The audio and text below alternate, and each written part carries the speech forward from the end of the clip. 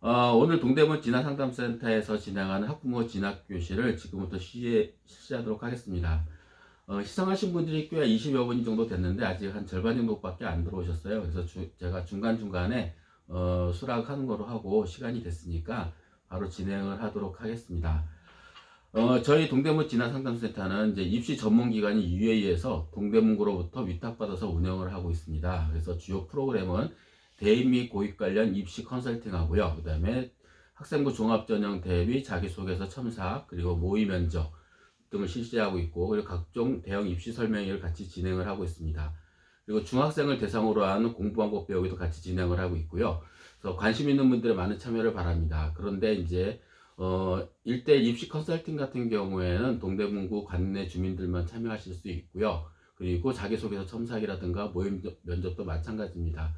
그 외에 이제 각종 교육 프로그램이라든가 관련된 사항들은 지역이 관계없이 누구나 들으실 수 있으니까 저희 동대문 진학상담센터를 많이 이용해 주시기 바랍니다. 그리고 오늘같이 진행되는 학부모 진학교실은 매월 마지막 주 수요일날 진행이 되고 있습니다. 그래서 작년에는 코로나19로 인해서 정상적인 진행을 할 수 없었고요. 그래서 동영상 강의로 진행이 되었습니다. 올해 같은 경우에는 이제 동영상 강의뿐만 아니라 저희가 실시간 화상 강의와 그리고 동영상을 같이 진행할 예정으로 있습니다. 그래서 오늘 강의한 내용들은 현재 여러분 줌에 들어와 계신 여러 학부모님들하고 같이 진행이 되고요. 그리고 따로 별도로 다시 녹화를 해서 자료집과 함께 동대문 진학상담센터 홈페이지에 올릴 예정입니다. 그래서 오늘 이제 동영상 줌으로 참여하신 실시간 화상 강의에 참여하신 부모님들 같은 경우에는 자료집은 저희 동대문 진학상담센터 홈페이지에 네이버에서 검색창에서 검색을 하셔서 들어오시면은 오늘 강의 자료는 다운받아서 보실 수가 있습니다. 그럼 지금부터 이제 1월 학부모 진학교실을 실시하도록 하겠습니다. 그럼 먼저 자료를 보시면서 제가 말씀을 드리도록 하겠습니다.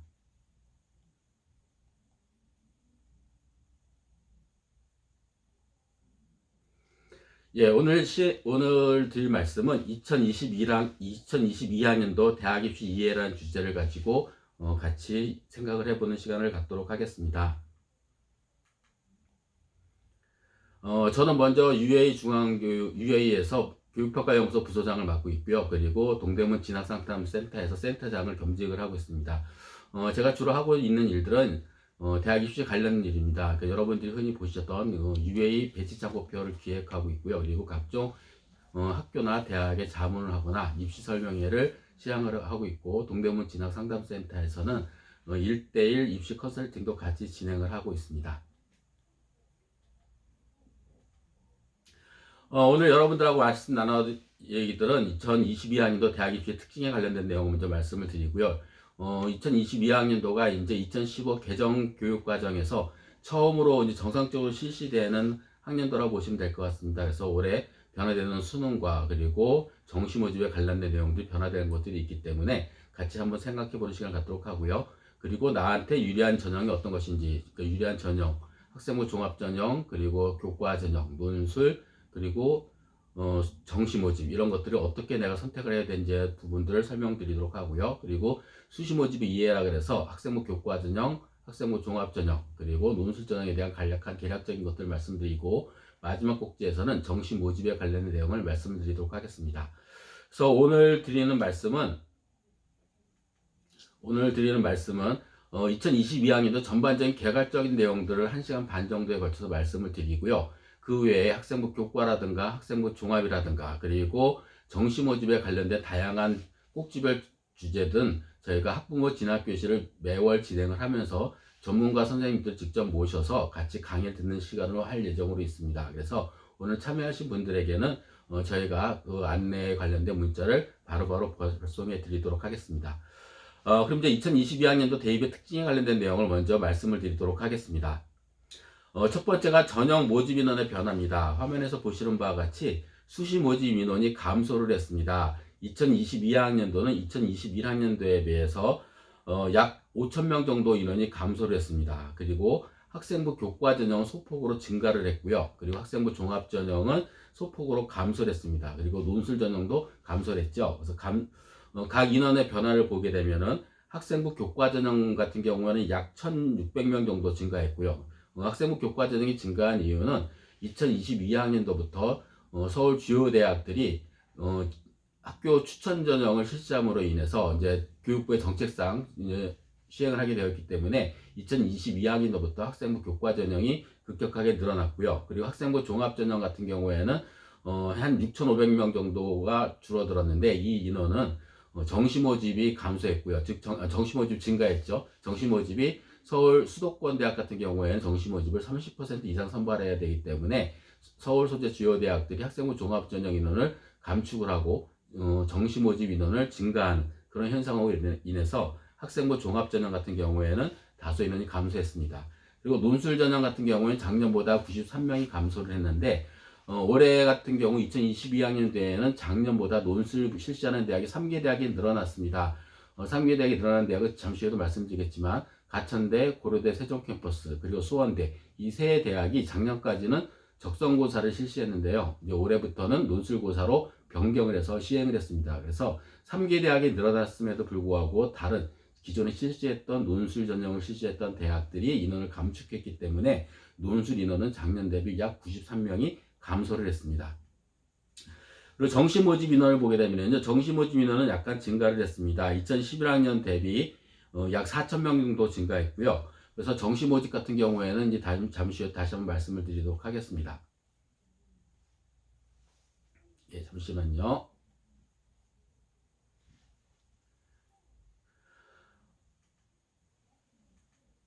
그리고 이제 또 하나의 변화가 수험생의 변화입니다. 2021학년 작년 대비죠. 올해 이제 아직 입시가 다 끝나진 않았지만 약 18,000명 정도가 현재 고등학교 3학년 올라가는 학생들은 2022학년도에 대입을 하는 학생들은 약 18,000명 정도가 증가했습니다. 2020학년도부터 21학년도 2개년 동안 학생 수 감소한 인원이 2019학년도에 비해서 약 12만 명 가까이가 감소를 했는데요. 그 감소 인원이 작년 올해까지 2021학년도까지 감소 인원이 대폭 감소가 됐고 2022학년도에는 오히려 18,000명 정도가 증가한다고 보시면 될 것 같습니다. 따라서 2021학년도에 비해서 2022학년도는 주요 대학 같은 경우에는 경쟁률이 다소 상승할 가능성이 있고 합격 점수도 다소 오르겠지만 제 생각에는 그게 크게 올라갈 것 같지는 않고요. 비슷한 정도 수준으로 가지 않을까. 그래서 작년 2021학년도하고 2020학년도 같은 경우에는 인원이 대폭 감소됨으로 인해서 경쟁률이라든가 그리고 지원 합격선이 변동이 굉장히 심했고 예전에 대한 입시 결과를 참고하기가 상당히 어려운 면이 있었는데 2022학년도는 그런 작년도 입시 결과를 활용하는 데서는 크게 문제가 되지 않을 것으로 예상이 됩니다. 즉 18,000명 정도 감소한 상태에서 예전보다는 증가한 상태이기 때문에 이전보다는 큰 변화가 없어서 올해 2021학년도 대학 입시 결과를 참고해서 준비하시면 큰 무리는 없지 않을까 생각을 합니다. 다음 이제 정시 모집의 확대입니다. 2022학년도 대입 이슈 중에 하나가 정시 모집의 증가입니다. 수능 전형이 증가를 했고요. 즉 수능 전형이라는 것은 정시 모집이 되겠죠. 그리고 학생부 종합 전형이 축소됐고 논술 전형 인원이 다소 축소가 됐습니다. 그래서 정시 모집을 보게 되면 2022학년도에 서울 소재 16개 대학의 경우 수능 중심 전형을 40% 전후로 크게 증가를 했습니다. 이건 이제 재작년에 대학 입시를 치를 때에 16개 대학, 서울 소재 16개 대학이 이제 교육부의 감사를 받아서 정시 모집 인원을 40%까지 증가하라고 이야기를 했습니다. 그래서 정시 모집 인원이 전반적으로 이제 증가했다라고 보시면 될 것 같습니다. 그래서 40%까지 지금 들어오신 분들이 계속 있어서 40%까지는 계속해서 이제 증가를 할 예정으로 있습니다. 그래서 전체 의무사항은 아니고요. 2023학년도부터는 40%로 크게 증가할 것으로 예상이 됩니다. 주요 대학들의 정시 모집 증가 인원을 비율을 보게 되면은 외국어 대학교가 42.4%, 성균관대학교가 39.4%, 고려대학교가 40.1%, 연세대학교가 40.1%로 수능 전형을 확대했고요. 그리고 학생부 종합전형 같은 경우에는 대부분의 대학이 감소됐습니다. 건국대가 49.3%로 감소해서 34.6%로 인원이 감축됐고요. 고려대는 47.5%에서 36.3%로 인원이 감축이 됐습니다. 그리고 서강대 같은 경우에는 51.4%에서 37.7%, 연세대학교는 48.9%에서 27.6%로 크게 감소를 했습니다. 이것이 이제 가장 큰 변화되는 이슈라고 보시면 될 것 같습니다. 즉, 정시 모집 인원이 증가됐기 때문에 2022학년도부터는 수시 모집도 대비를 해야 되겠지만 중상위권 이상 학생들 같은 경우 서울수제대학을 목표로 하는 학생들 같은 경우에는 정시 모집도 수능에 대비한 수능 준비가 좀 철저히 이루어져야 되지 않을까 생각해 볼 수가 있습니다. 두 번째 이슈는 주요 대학교에서 자연계열에서 수학에서 미적분과 기하 중 하나를 선택하게 하고 과탐을 지정한 대학이 증가를 하고 있습니다. 즉 자연계열 학생들 중에서 서울소재대학이라든가 거점 국립대에 지원하는 학생들 같은 경우에는 수학에서 미적분이나 기하를 선택해서 수능에 응시해야 되겠고요. 그리고 탐구 영역은 과탐을 선택을 해야지만이 선택의 폭이 넓어지지 않을까 생각합니다. 뒤에도 잠깐 나오겠지만 학생부 교과전형이라든가 논술전형이라든가 그리고 일부 학생부 종합전형 같은 경우에도 보시게 되면은 수능 최저학력 기준을 적용하는 대학들이 있는데 이 수능 최저학력 기준을 적용한 대학들도 서울소재대학을 중심으로 해서 자연계열은 미적분이나 기하 중에서 택일 그리고 탐구 영역은 과탐을 지정한 대학들이 상당히 대부분입니다. 그렇기 때문에 중상위권 이상에 있는 학생들 같은 경우에는 수학은 미적분이나 기하 중에서 한 과목을 선택을 해야 되겠고 그리고 탐구 영역은 과탐 두 과목을 선택해야지만이 지원하는데 2022학년도 대학 입시를 준비하는데 큰 무리가 없지 않을까 생각합니다. 그리고 또 하나 이슈가 약학대학이 이제 6년제로 학생을 선발하고 있습니다. 이 6년제 약학과가 학생을 선발하고 있기 때문에 상대적으로 상위권 대학의 자연계열에서 공과대학이라든가 그리고 약학대학원은 옛날에 2+4 체제일 때 약학대에 진학을 했던 준비를 했던 학생들이 많이 진학했던 화학생명공학과, 화학과 이런 관련 학과들이 상대적으로 2022학년대에는 공학 점수가 약간 하락할 가능성이 상당히 많지 않을까 생각합니다. 뒤에 잠깐 나오겠지만 약학대학에서 선발 인원이 약 1,500명이 넘습니다. 굉장히 많은 학생들이 선발을 하고 있기 때문에 상위권 학생들이 대거 몰릴 경우에 당연히 공과대학이라든가 공대라든가 그리고 자연과학 계열에서 학생이 선호하는 화학과라든가 수학과 그리고 공학 계열에서 화공생명 이런 관련 학과들 같은 경우에는 2021학년도에 비해서 합격 점수가 낮아질 가능성이 상당히 많다. 그래서 올해 같은 경우에는 상위권 공과대학 같은 경우 공대 같은 경우가 예년에 비해 점수가 낮기 때문에 잘 준비를 한다면 올해 공대를 목표로 하는 학생들 같은 경우에는 좋은 기회가 되지 않을까 생각해 볼 수가 있겠습니다. 또 이제 수도권 16개 대학에서 학종 선발 인원이 줄었지만 교과 전형 인원은 또 증가를 했습니다. 그래서 대체적으로 이제 뒤에 표에 나오겠지만 학생부 교과 전형을 실시하지 않았던 대학들이 2021학년도까지 학생부 교과 전형으로 학생을 선발하지 않았던 대학들이 대거 학생부 교과 전형을 신설을 해서 선발을 하고 있습니다. 그리고 그 대학들 대다수가 수능 최저학력 기준을 적용하고 있습니다.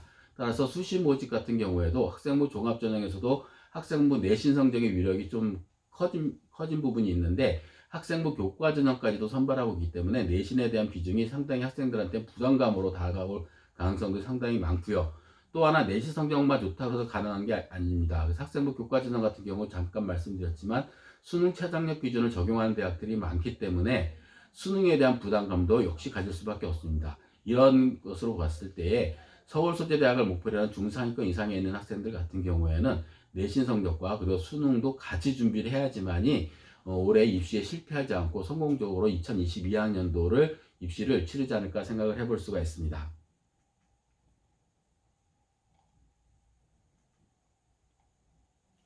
예, 다음으로 이제 보시게 되면은, 죄송합니다.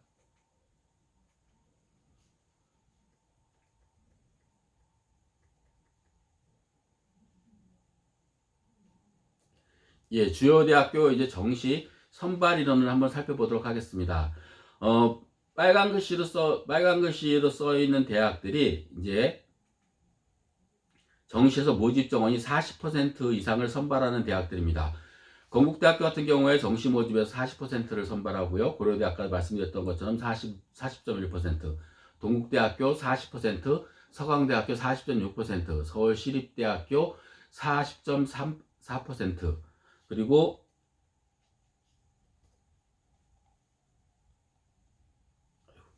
자꾸 이상하게 가네요. 죄송합니다.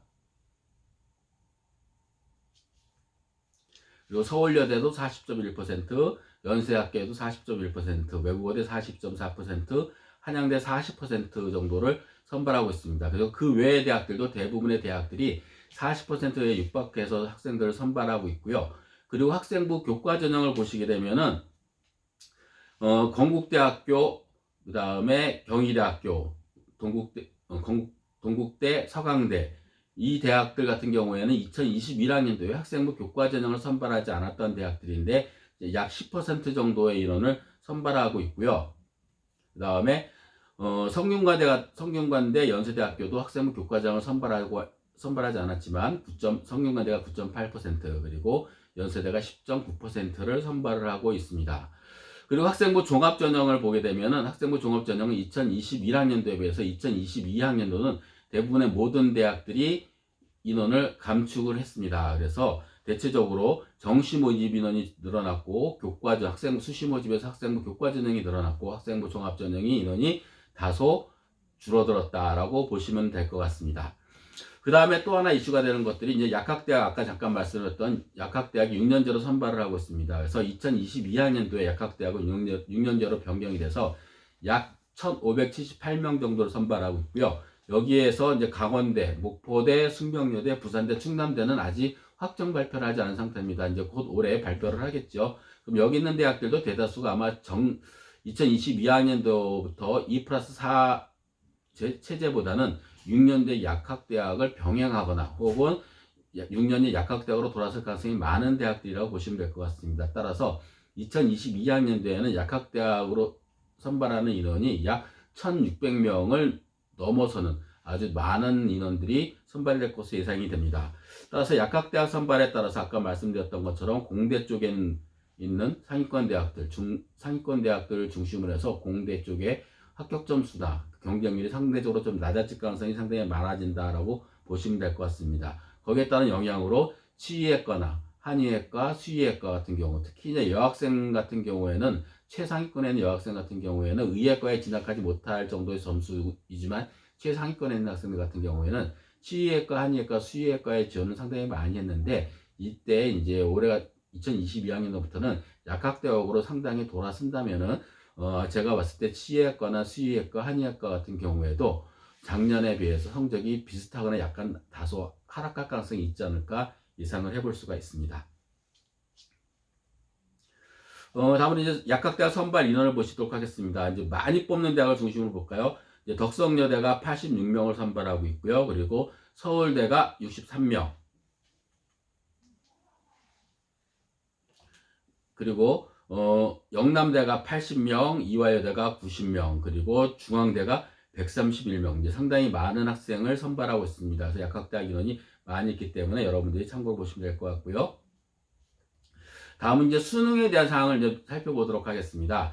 2022학년도 수능 변경 사항을 보게 되면은 2021학년도와 이제 비교해서 표를 보시면 될 것 같습니다. 화면을 보시게 되면은 2021학년도까지는 국어가 선택 과목이 없었는데 2022학년도부터는 선택 과목이 있죠. 언어와 매체하고 화법과 작문이 들어가서 선택을 하게 되어 있고요. 그 다음에 수학은 가형, 나형 나눠서 2021학년도에는 자연계열 학과에 지원하는 학생들 같은 경우에는 가형, 그리고 인문계 쪽에 지원하는 학생 같은 경우는 나형에서 수학을 응시하는 인원이 인문계 쪽과 자연계 쪽에 구분이 됐습니다. 그러나 올해 같은 경우에는 학과 계열 구분이 없이 수능에 응시를 하기 때문에 수학 같은 경우에는 확률 통계 그리고 미적분, 기하 중에서 한 과목을 택하도록 되어 있습니다. 그런데 앞에서도 잠깐 말씀드렸다시피 상위권 대학을 중심으로 해서 자연계열 쪽에 있는 학과들 같은 경우에는 상위권 대학들이 기하나 미적분 중에서 한 과목 선택을 하도록 지정을 해놨습니다. 따라서 상위권 학생을 중심으로 해서 자연계 쪽에 있는 학과에 지원하는 학생들 같은 경우에는 대다수가 미적분과 기하를 선택할 가능성이 상당히 많아졌다라고 보시면 될 것 같습니다. 사회탐구나 과학탐구 과목 같은 경우에도 계열 구분 없이 두 과목까지 선택할 수가 있습니다. 그러나 역시 상위권 대학에 있는 서울소재 상위권 대학들을 중심으로 탐구 영역은 과탐을 지정했기 때문에 이 대학을 목표로 하는 학생들 같은 경우에는 과탐에 응시를 해야 되겠죠. 그리고 제2 외국어는 이제 표준 점수로 표기되었던 것들이 표준 점수 100분위 등급으로 표기되었던 것들이 이제는 절대평가로 바뀌어서 등급만 표기가 하게 되어 있습니다. 이것이 이제 달라지는 것들이 있고요. 그리고 혹시 이제 고등학교 2학년 올라가는 학생 부모님도 계시리라 생각이 드는데 2023학년도는 현재 2022학년도와 동일한 체제에서 수능을 본다라고 보시면 될 것 같습니다. 따라서 이제 3학년 학생들 같은 경우는 이제 고민이 생기겠죠. 어떤 고민이 생길까요?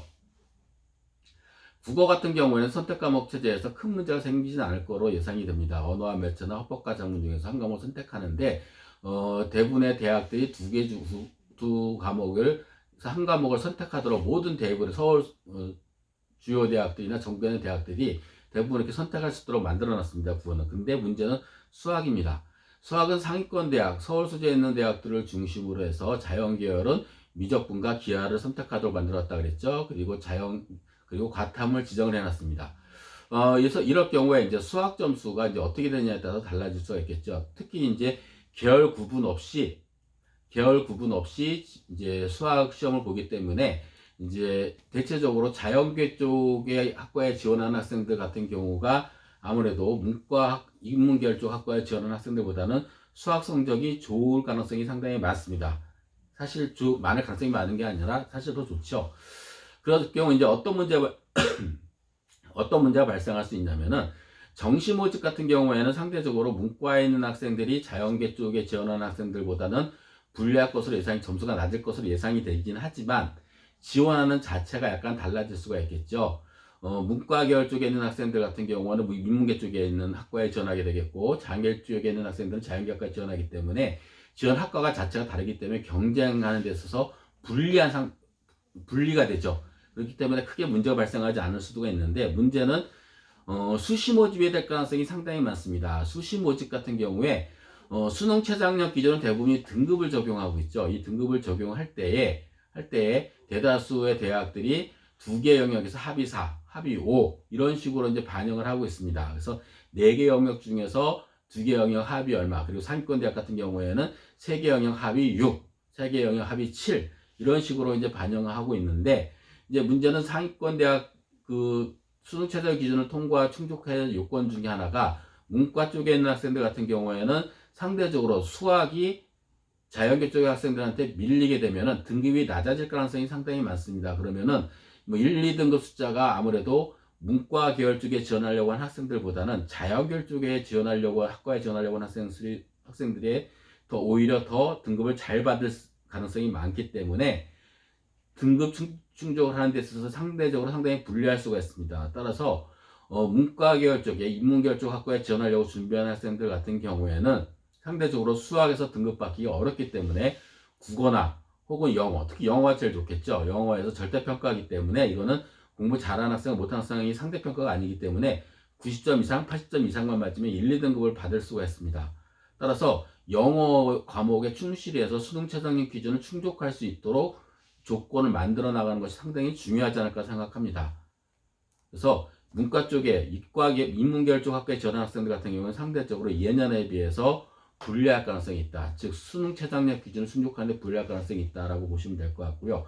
그리고 정시 모집에서는 문과 계열 쪽에 지원하는 학생들 같은 경우에는 확률과 통계를 선택하는 학생들이 많을 것이고 그리고 자연계열 쪽에 있는 중상위권 이상에 있는 학생들 같은 경우는 대다수가 미적분이나 기하 과목을 한 과목을 선택을 하겠죠. 그럴 경우에 지원하는 대학이 틀리기 때문에 점수에 있어서 수학 점수가 문과 쪽이 무조건 불리하다라고 말하기는 어려울 것 같습니다. 즉 지원하는 자체의 풀이 틀리기 때문에 그런 것들은 상대적으로 수시보다는 정시에서는 수학에 대한 불리함이 좀 덜할 것으로 예상이 됩니다. 이것이 이제 2022학년도 정시 모집과 수시 모집에서 수능이 변경되면서 발생할 수 있는 문제다라고 보시면 될 것 같습니다. 이렇게 해서 이제 주요 대학의 수능 선택 과목 지정 상황을 보게 되면요. 인문계열 학과 같은 경우 국어, 수학, 탐구는 별 문제가 되지 않습니다. 국어 같은 경우에는 185개 대학, 학법과 작문, 언어와 매체 중 택일이 185개 대학, 그러니까 대부분의 대학들이 국어는 문제가 생기지 않죠. 근데 수학 같은 경우에는 문과 쪽에서도 확률과 통계, 미적분, 기하 중에 한 과목 선택하는 것들도 177개 대학, 그러니까 별로 큰 문제가 되지 않죠. 그 다음에 탐구 영역에서 사회, 과학, 탐구 구분 없이 태기, 이것도 이제 대학들이 상당히 많이 있습니다. 그래서 문과, 인문계열 쪽 학과에 지원하려고 하는 학생들 같은 경우에는 선택 과목, 국어, 수학, 탐구 과목을 선택하는데 큰 문제가 발생하지 않습니다. 유불리가 발생할 가능성이 상대적으로 적다라고 보여지고요. 근데 자연계학과는 좀 달라집니다. 국어는 뭐 동일하고요. 그다음에 수학에서 확률과 통계, 미적분, 기하 중 한 과목을 택하는 대학이 177개 대학. 보시게 되면 경남대, 극동대, 배재대, 한양대, 에리카 등 주로 이제 지방 소재에 있는 대학들이 대체적으로 대부분이 포함이 되어 있고요. 그리고 미적분과 기하 중에서 한 과목을 택하는 대학들이 경희대, 고려대, 서강대, 서울과기대, 그리고 이화여대, 중앙대 이런 대학들이 56개 대학이 지정을 해놨습니다. 즉 서울소재 주요대학과 거점 국립대 그리고 뭐 의학 지방에 있는 의학과라든가 수의학과, 약학과 이런 대학들이 대다수가 지정을 해놓은 미적분 중에나 기하 중에 한 과목을 지정을 해놨기 때문에 중상위권 이상에 있는 학생들, 자연계열학과에 지원하려고 하는 중상위 이상에 있는 학생들 같은 경우에는 미적분과 기하 중에서 한 과목을 선택해야 된다라고 보시면 될 것 같습니다. 그리고 탐구 과목도 마찬가지입니다. 사회, 과학, 탐구 구분 없이 반영하는 대학이 92개 대학인데 대부분 지방대학에 속해 있고요. 과학탐구를 지정한 대학이 경희대, 서강대, 서울대, 성균관대, 연세대, 이대, 중앙대, 한양대 등 62개 대학입니다. 즉 다시 말씀드리면은 자연계학과 중에서 중상위권 이상에 있는 학생들 같은 경우에는 수학은 미적분이나 기하 중에서 한 과목을 선택하고 탐구 과목은 반드시 과학탐구를 지정해야지 선택의 폭이 넓어진다라고 보시면 될 것 같습니다. 다음은 이제 선택 과목에 따른 문항수, 국어와 수학을 보도록 하겠습니다. 국어는 이제 공통으로 들어가는 것이 독서와 문학이 되겠고요. 그리고 선택 과목은 화법과 작문, 언어와 매체 중에서 한 과목을 선택하도록 되어 있습니다. 따라서 공통 문항은 34문항에서 76점이 배점이 되겠고요. 선택 과목은 11문항에서 24점입니다. 그래서 점수를 이제 계산하는 방식은 공통 과목에서 표준 점수를 산출하고, 그 다음에 선택 과목 중에서 화법과 작문에 대한 점수를 이제 표준 점수 산출하고요. 그 다음에 언어와 매체의 표준 점수 산출해서 공통 과목과 화법과 작문을 선택하는 학생의 표준 점수 합산, 그 다음에 공통 과목과 언어와 매체를 선택하는 학생들의 표준 점수 두 개의 합산해서 표준 점수가 나타나고, 그것이 이제 전실제 점수로 대학 진학할 때 점수로 반영이 되고 등급도 거기에서 결정이 됩니다. 백분위가 나타나게 돼서 그렇게 변화가 된다고 보시면 될 것 같습니다. 수학도 마찬가지입니다. 수학 같은 경우에는 이제 확률과 통계 그리고 미적분, 기하가 있는데요. 모두 8문항이고 공통 과목은 22문항에서 74점, 그리고 선택 과목은 8문항에서 26점을 이제 반영을 하고 있습니다. 따라서 이제 말씀드린 것처럼 이것도 마찬가지로 공통 과목에 대한 표준 점수, 그 다음에 선택 과목에 대한 각 선택 과목에 대한 표준 점수에서 제가 선택한 선택 과목과 공통 과목의 점수를 합산해서 점수가 산정이 된다라고 보시면 될 것 같습니다. 따라서 이제 요거 이제 유불리가 발생할 수가 있는데, 이제 이 부분들은 이제 3월 달에 이제 모의고사 학력평가가 있죠. 3월달 학력평가와 그리고 6월 모의평가를 가지고 내가 어떤 과목을 선택하신 것이라 결정이 되는데, 대체적으로 봤을 때 3월달에 이미 결정이 나지 않을까 생각이 듭니다. 그래서 3월달 모의평가를 잘 보시고 학생들의 점수 분포라든가 그리고 나타나는 체제가 어떤 쪽으로 변화가 되는지를 잘 살펴보시면 되지 않을까 생각합니다. 다음은 이제 학생부 기재사항 변경사항은 이제 모두 알고 계신 내용인데 간단히 말씀을 드리고 넘어가도록 하겠습니다. 인적사항은 이제 학생 이름 들어가는 건 넘어가도록 하고요. 수상기록이 이제 변경이 되죠. 수상기록이 이제 학기당 교내 수상은 1개만 들어가도록 되어 있습니다. 그래서 수시모집 서류 제출 기간이 3학년 1학기 성적까지 반영이 되기 때문에 수상 실적은 여러 가지 수상 실적은 계속해서 학교에서 이제 시행을 하겠지만 여러 상을 받았다 하더라도 한 학기 1개밖에 들어갈 수가 없습니다. 그래서 각 학기에서 가장 우수한 수상 실적이 좋은 우상 실적만 반영하도록 되어 있습니다. 그건 내가 선택을 해야 되겠죠. 그래서 수시 모집까지는 5개, 정시 모집까지 갈 경우에는 6개까지가 기재가 된다라고 보시면 될 것 같습니다. 그리고 자격증 및 인증 취득 사항은 이제 대학에서 반영하지 않고 있고요.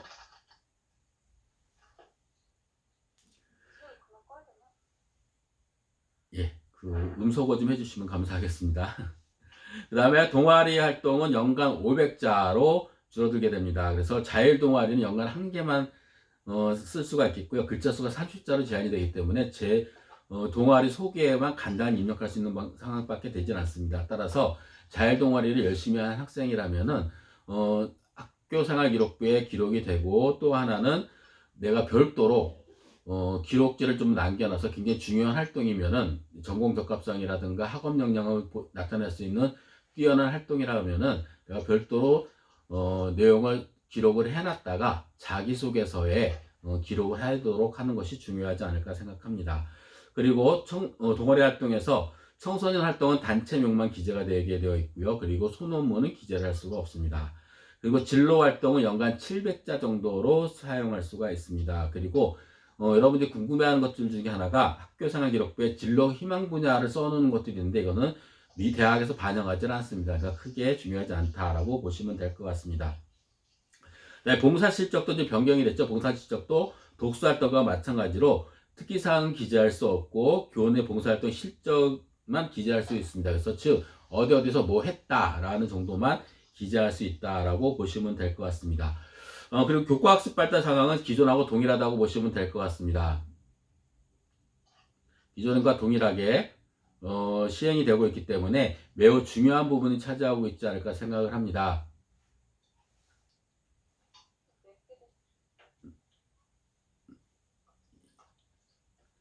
잠시만요.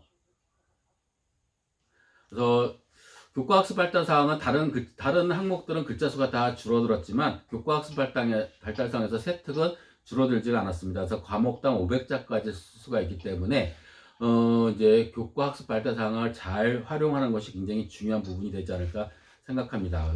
그리고 독서 활동은 변하지 않았고요. 그리고 행동 특성 및 종합 의견은 500자로 그대로 진행이 되도록 되어 있습니다. 그 다음에 이제 자기소개서가 이제 변경이 됐습니다. 자기소개서 변경 사항에서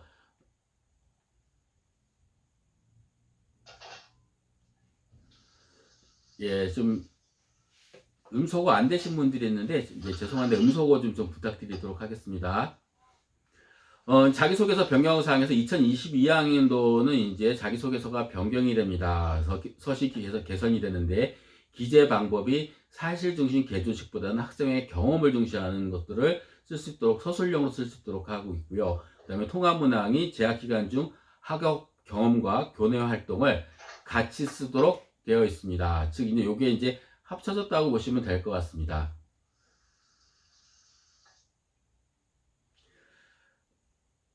음소거가 지금 안 돼 있는 분들이 있는데, 음소거는 옆에 이제 마이크 옆에 보시면은 더보기에 나와 있습니다. 제가 잠깐 이제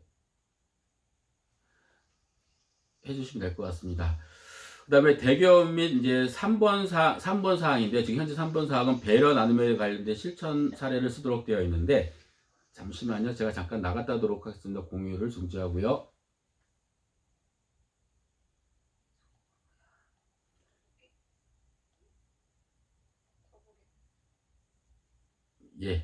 제가 강제로 음소거를 했습니다. 잠시만요.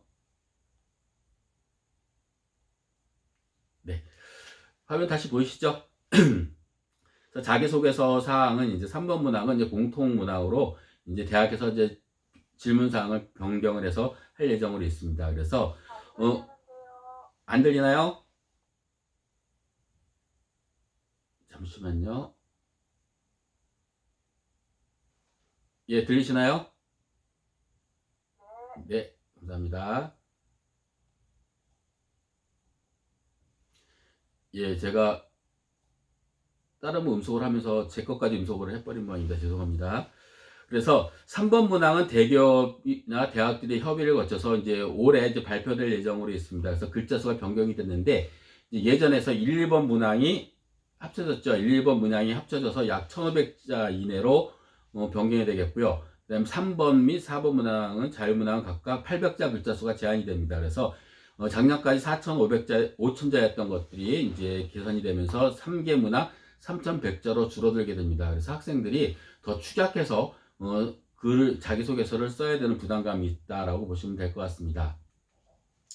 그래서 변경사항은 간단히 이제 요약을 한 것을 보게 되면은요, 2021학년도 문항하고 2022학년도 문항이 있는데, 2022학년도에는 2021학년도 문항 1번과 2번이 합쳐진 겁니다. 학습 경험, 그리고 교내 활동을 두 개 합쳐서 작년에는 각각 1번이 1000자, 2번이 1500자, 그래서 2500자였는데 2022학년도부터는 이 두 개를 합쳐서 1500자로 글자 수가 줄어들었고요. 그리고 2번은 이제 2022학년도 2번은 학교 공동체에 기여한 배움, 나눔, 이런 배려, 이런 것들은 이제 공통 문항으로 이제 만들어서 대기업이나 대학에서 협의해서 발표할 예정으로 있고, 3번은 이제 대학에서 이제 자유문항으로 이제 할 예정으로 있습니다. 이것이 바뀌는 부분이라고 보시면 될 것 같고요. 이제 아마 제가 봤을 때는 4월달이나 5월, 보통 5월달에 2022학년도 대학 입시 전형 계획을 발표하는데, 이때 그 전에 같이 발표가 되지 않을까 생각을 해볼 수가 학교에서 예상이 됩니다. 다음은 이제 유리한 연역을 이제 살펴보도록 하겠습니다. 이제 이거는 이제 간단하게 살펴보도록 보면 될 것 같은데요. 이제 학생부를 중심으로 봤을 때 학생부 성적이 우수한 학생들 같은 경우에는 학생부 교과 전형과 종합 전형을 우선시 무게 중심을 더 그쪽으로 둬야 되겠고요. 그리고 학생부 성적이 조금 낮은 학생 같은 경우에는 수능이 준비가 되어 있다 그러면은 논술과 수능 전형에 무게 중심을 더 줘야 된다라고 보시면 될 것 같습니다. 따라서 학생부를 기준으로 봤을 때에 내가 학생부 성적으로 진학할 수 있는 가능한 대학과, 그리고 3월달부터 시행되는 학력평가라든가 6월달 모의평가 성적을 비교해 봤을 때, 정시 모집과 비교해 봤을 때 어느 대학이 더 유리한가를 판단 내려서 무게중심을 수시 쪽에 더 둘 것인가 아니면 정시, 수능 쪽에 더 둘 것인가를 판단 내릴 수 있어야 되지 않을까 생각을 합니다. 그리고 이제 학생부가 수능보다 우수한 학생 같은 경우에는 이제 학생부 종합전형과 교과전형이 어떤 것이 나한테 더 유리한 것인가를 판단 내려야 되겠죠. 그래서 비교적 이제 뭐 비교과 영역이 잘 내신 능력도 어느 정도 갖춰져 있고, 비교과 활동이 좀 우수한 학생 같은 경우는 학생부 종합전형 중심으로 해야 되겠고, 그렇지 않은 학생들, 즉 내신 성적만 우수하고 비교과 활동이 좀 떨어진 학생 같은 경우에는 학생부 교과 전형을 하는 것이 좀 좋지 않을까 생각이 들고요. 그리고 수능이 우수한 학생 같은 경우에는 대체적으로 봤을 때 논술도 같이 수시 모집에서 논술도, 즉 학생부 성적은 별로 좋지 않고 비교과도 중요하지 않은데 많이 좀 성적이 좀 좋지 않은 학생 같은 경우에는 수능 중심으로 준비를 해야 되겠죠. 그래서 수능 성적이 좋은 학생 경우에는 논술도 같이 하는 것도 하나의 방법일 수가 있습니다. 학생을 약 60%, 70% 가까이 선발하고 있는 수시 모집을 포기할 수가 없으니까 학생부가 성적이 나쁘다 그래서 그냥 무조건 수시를 포기할 것이 아니라 논술도 같이 고려하는 것이 필요하지 않을까 생각합니다. 왜 그러냐면은 논술 전형 같은 경우에는 대다수의 대학들, 주로 이제 서울 소재 대학들 중에서 10여 개 대학을 제외하고 나머지 20여 개 대학 같은 경우에는 논술에서 수능 최저학력 기준을 적용하고 있습니다. 이 수능 최저학력 기준을 적용했을 때에 충족을 시키지 못하는 학생이 해마다 50%에서 60% 가까이 됩니다. 굉장히 많은 학생들이 생각보다 수능 최저학력 기준을 충족하지 못하고 있기 때문에 수능을 준비하는 학생들 같은 경우에는 논술 정도 같이 준비하는 것도 하나의 방법이 되지 않을까 생각을 합니다. 제 친구 아들 같은 경우가 작년에 올해 이제 2021학년도에 대학 입시를 치렀는데, 이 친구 같은 경우가 이제 어느 선생님한테 얘기 들었다고 그러는데, 이 친구는 이제 내신 성적이 별로 좋지는 않았지만 모의고사 성적이 꾸준하게 서울 소재에 있는 대학에 갈 정도 성적이 됐어요. 근데 이 학생 같은 경우가 논술도 같이 준비하면 굉장히 좋았는데, 이제 제가 논술도 같이 해야 될 것 같다고 얘기를 했는데, 이제 학교 선생님 말씀이, 논술도 준비하면 시간을 많이 뺏기니까 차라리 수능만 열심히 준비해서 하는 것이 어떻겠느냐라고 얘기를 듣고, 이제 학생 입장에서는 담임 선생님이 이렇게 말씀하시면은 굳이 논술을 하고 싶진 않겠죠. 어려운 길 갖고 싶지 않으니까. 하나를 더 해야 되잖아요. 그래서 수능만 열심히 준비했는데 수능을 망쳤습니다. 근데 수능 최저학력 기준을 보게 되면은 두 개 영역 합이, 이 친구가 자연결 쪽 학생이었는데 두 개 영역 합을 합치면 보통 4, 5는 나와요. 두 개는 잘 봤어요. 그러면 이 학생은 수능 최저가 통과됐기 때문에 논술을 봤으면 기회가 한 번 더 있었을 텐데 논술에 대한 수시 원서를 전혀 쓰진 않았던 거죠. 기회가 없어진 겁니다.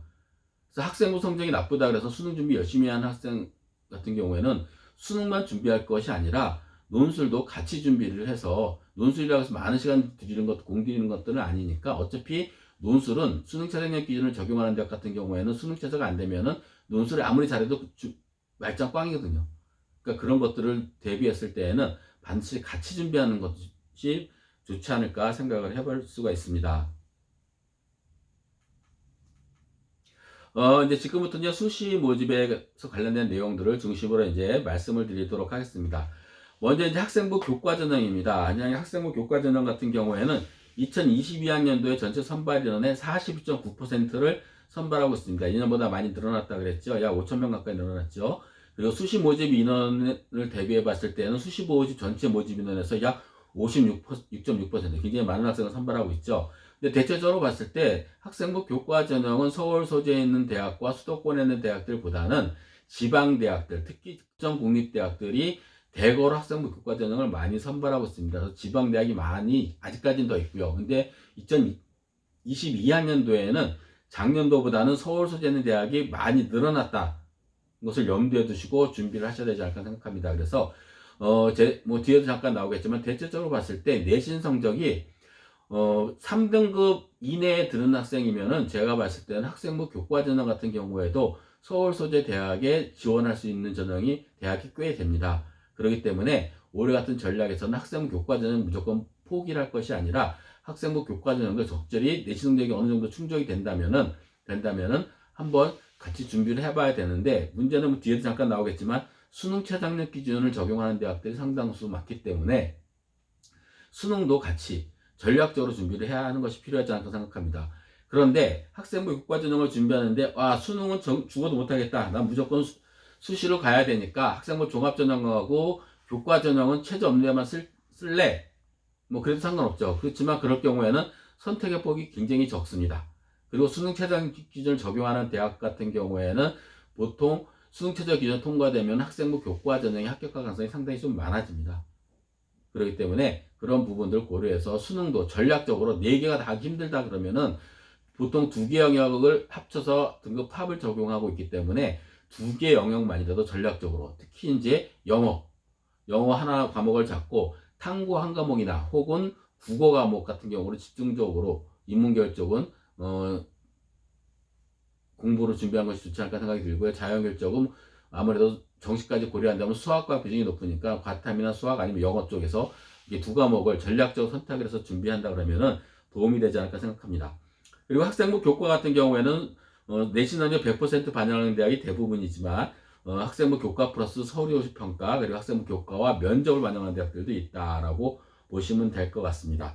그리고 아까 잠깐 말씀드렸지만 서울 주요 대학들이 학교장 추천, 즉 지역균형 선발이죠. 지역균형 선발을 대거 늘려놨기 때문에 이제 10% 이내 10% 정도까지 선발하도록 되어 있습니다. 그렇기 때문에 많이 늘어났으니까 학생부 교과 전형도 적절히 활용을 하는 것이 필요하지 않을까 생각합니다. 즉 서울 주요 대학들이 학생부 교과 전형에서 선발하게 될 경우에는 어떤 현상이 벌어지냐면은 학생부 종합 전형과 교과 전형이 같이 해요. 그러면은 제 생각에는 제가 봤을 때는 학생부 교과 전형에 지원하는 학생 같은 경우는 내신 성적이 더 우수한 학생이 되겠죠.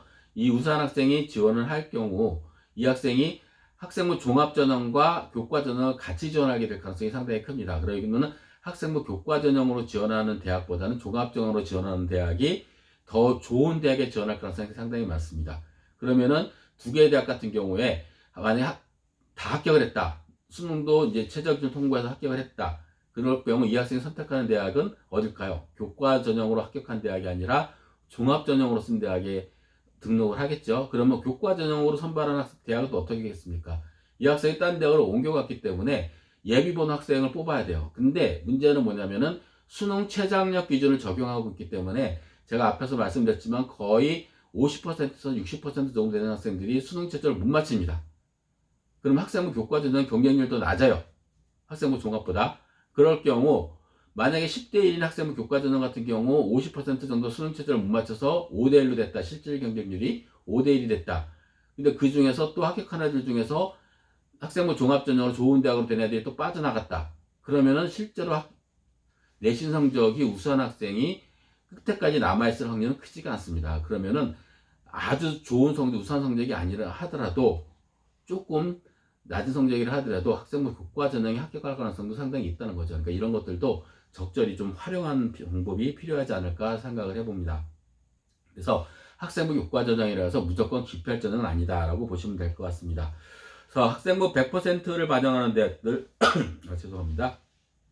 학생부 100%를 반영하는 대학들을 이제 살펴보도록 하겠습니다. 먼저 이제 가톨릭대 같은 경우가 이제 지역균형 선발로 232명, 수능 최저학력 기준이 있죠. 그다음에 건국대학교가 작년에 선발하지 않았는데 KU 지역균형으로 340명 수능 최저학력 기준이 있죠.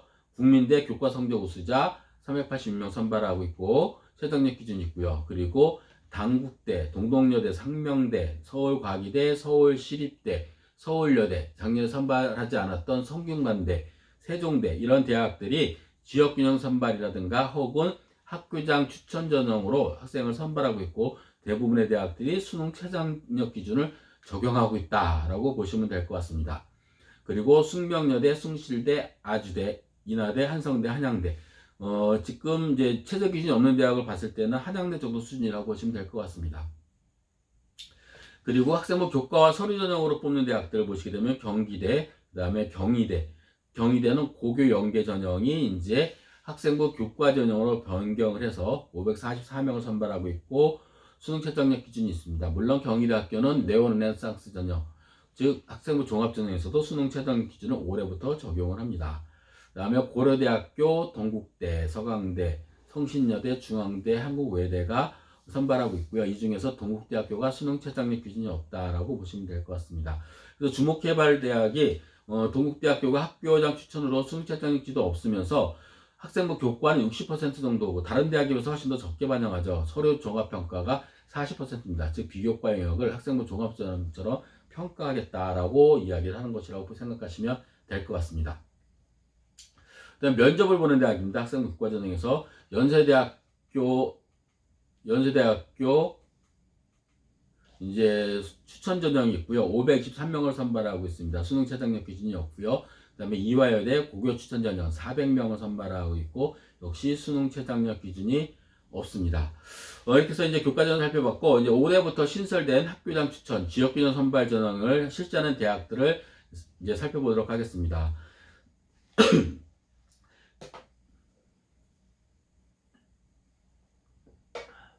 경희대학교가 아까 이제 고교 연계 전형을 선발한다 그랬죠. 544명인데 전형 방법은 교과 80, 출석 10, 봉사 10, 즉 이제 교과로 거의 선발하겠다는 것이고요. 추천 인원은 인문계열 2명, 자연계열 3명, 예체능계 1명. 학교별로 이게 추천할 수가 있고요. 최저학력을 적용하고 있습니다. 그리고 고려대, 서강대, 서울시립대, 성균관대, 연세대, 이화여대, 중앙대, 한국외대, 한양대 등이 학교장 추천을 선발하고 있고 이 중에서 수능 최저학력 기준이 없는 대학은 연세대, 이화여대, 한양대, 주요 대학에서 이 정도 대학이라고 보시면 될 것 같습니다. 그리고 이제 다음은 이제 수능 최저학력 기준을 학생부 교과 전형에서 수능 최저학력 기준을 적용하는 대학들, 주요 대학들입니다. 대체적으로 봤을 때 이제 모든 것을 다 말씀드리기는 어렵고요. 이제 몇 개 대학만 뽑아서 말씀드리도록 하겠습니다. 먼저 이제 가톨릭대 같은 경우에는 인문 자연을 선발하는데 국어는 화법과 전문과 언어와 매체, 그리고 수학은 확률과 통계, 영어, 사탐, 과탐 중 두 개형의 합이 6 또는 국어, 합법과 전문, 수학, 인문, 미적분, 기하, 영어, 사탐 한 과목, 과탐 한 과목 중 두 개형의 등급 합 7 이내. 즉 이제 인문자연이 나눠서 선발하게 있고요.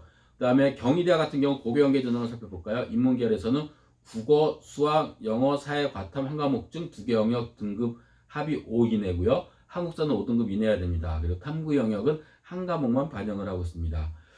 그리고 자연계열은 국어, 수학, 영어, 과탐 중에서 한 과목, 즉 과탐을 이제 지정을 해놨죠. 이런 식으로 반영을 하고 있고요. 국민대 같은 경우는 이제 교과 성적 우수자인데 인문계열은 국어, 수학, 영어, 사회, 과학, 탐구 중 한 과목. 그게 두 개 영역 등급합이 5이고요. 자연계열은 4개 영역 중에서 과탐이 지정되어 있습니다. 그래서 두 개 등급합이 6. 이런 식으로 학생을 선발하고 있다. 그리고 특이한 대학이 서강대 같은 경우 고교장 추천 전형 같은 경우 서강대학교는 문과학과 계열 구분 없이 선발하고 있죠. 그래서 국어, 수학, 영어, 탐구 과목은 한 과목에서 4개 영역 중 3개 영역 등급합이 6, 한국사는 4등급 이내 이런 식으로 이제 반영을 하고 있습니다. 그 다음에 이제 홍익대를 살펴볼까요? 홍익대 같은 경우 학교장 추천 전형 같은 경우에는 국어, 수학, 영어, 탐구 3개 영역 등급합이 7, 한국사는 4등급 이내 탐구는 한 과목을 반영하고 있고요. 자연계열은 국어, 수학은 미적분 중에서 기하 하나를 선택해야 되겠고 영어, 탐구는 과학만 반영을 하고 있습니다. 3개 영역 중 등급합이 8 이내. 그래서 탐구는 한 과목을 반영하고 있습니다. 이렇게 대학들이 다양한 방식으로 반영하고 있기 때문에 이것을 참고해서 지원하시면 되지 않을까 생각합니다. 다음은 이제 입시 결과를 잠깐 말씀을 드리도록 하겠습니다. 입시 결과는, 어,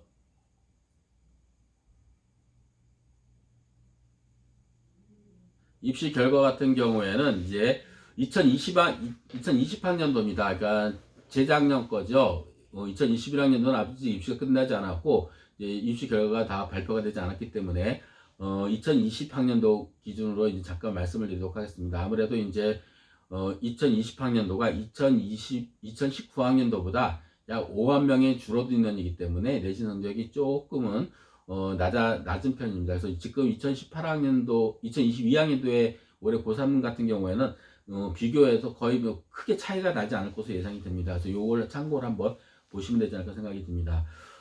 인문계열 같은 경우, 교과전형 같은 경우에는 이제 서울 소재 중에 대학 중에서 대학 서열 나누는 건 아니지만 이제 흔히 이제 서울 소재 마지막 대학으로 보여지는 점수가 정시 기준으로 봤을 때 좀 점수가 서울 소재 대학 중에서 좀 낮은 대학인 가톨릭대 같은 경우가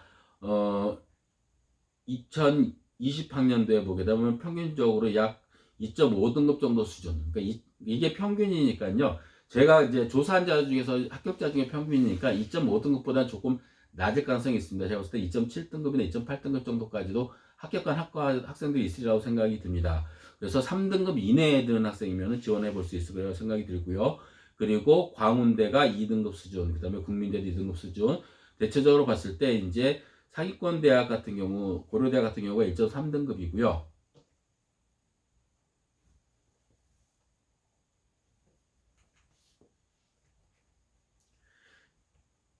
예, 시립대가 약 2.7등급 이내. 그러니까 2등급 안쪽으로만 들어오면 되겠고요. 그래서 전반적으로 봤을 때 서울 소재에 있는 마지막 대학 같은 경우에는 3등급 이내, 그러니까 2등급 중후반 정도 수준.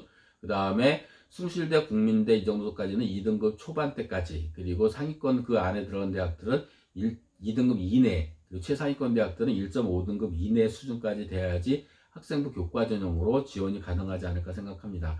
참고로 보시면 될 것 같고요. 그다음에 자연계열 같은 경우에는 자연계열은 문과 쪽 인문계열보다는 성적이 조금 낮은 편입니다. 왜 그러냐면은 학생 수가 적기 때문에 등급 받기가 조금 더 어렵죠. 일반적으로 봤을 때. 그래서 대체적으로 보게 되면은 가톨릭대 2.8등급이니까 3등급 초반대까지도 아마 지원이 가능하지 않을까 생각이 들고요. 그 다음에 국민대라든가 숭실대, 서울과기대 이 정도 수준에 있는 대학들은 자연계열은 2등급 초중반, 그러니까 2.5등급 이내 정도, 그리고 건국대학교라든가 동국대학교 이 정도 수준에 있는 대학들 같은 경우에는 아무래도 2등급 초반대나 2등급 이내 쪽에 되지 않을까 생각이 들고요. 상위권 대학 같은 경우에는 1.7등급 정도, 그러니까 1등급 초중반, 중반대 성적이 되지 않을까 생각해 볼 수가 있습니다. 다음 이제 학생부 종합전형에 대해서 이제 말씀을 드리도록 하겠습니다. 학생부 종합전형의 이제 특징을 이제 살펴보면요. 첫 번째가 이제 모집 정원이 작년보다 감소됐습니다. 약 6,600명 정도가 인원이 감소가 됐고요. 그리고 서울 주요 대를 중심으로 봤을 때, 서울 주요 대학들 보게 되면 약 9% 정도가 상당히 많은 학생이 감소가 했습니다. 앞에도 잠깐 말씀드렸는데, 경희대학교가 49.7%에서 31.9%, 그리고 서강대가 51.4%에서 37.7%, 연세대가 48.9%에서 27.6%로 크게 낮아졌죠. 그래서 이제 서울 소재 대학을 중심으로 학생부 종합전형의 인원수가 대폭 감소를 했다라고 보여지고요. 그리고 대체적으로 선발하는 방식은 최근의 추세는 서류 100% 선발하는 추세가 좀 많이 늘어나긴 하고 있지만 아직까지도 주류는 1단계 서류 심사에서 3배수에서 5배수 선발하고 2단계에서 면접과 서류 심사 또는 1단계 성적을 합쳐서 선발하는 경우가 대다수다라고 보시면 될 것 같습니다. 그리고 또 하나 이제 특징은 학생부 종합전형이라 그래서 무조건 비교과 영역이 활동이 우수한 학생만은 유리한 게 아닙니다. 대체적으로 봤을 때 최근의 추세가 학생부 내신 성적도 상당히 중요하게 많이 반영이 되고 있습니다. 그래서 교과 성적도 중요한 평가 도구가 있기 때문에 평가 도구로 활용되고 있기 때문에 무조건 비교과만 잘해서 우수하니까 내가 지원해야지 하는 상당히 위험한 발상이라고 보여집니다. 최소한 어느 정도의 학업 능력까지는 증명해 줄 수 있는 성적을 가져야 되지 않을까 생각을 해볼 수가 있습니다. 따라서 내신 성적도 이제 최대한 3학년 1학기 남은 학기 동안이라도 최대한 성적을 잘 받을 수 있도록 노력하시는 것이 필요하겠고요. 그리고 이제 대학 합격하게 되면 이제 면접고사를 보는 대학들이 많이 있는데 각 대학의 이제 전형 방식이라든가 면접 정보라든가 이런 입시 요강을 철저하게 분석해 두는 것들이 필요하고요.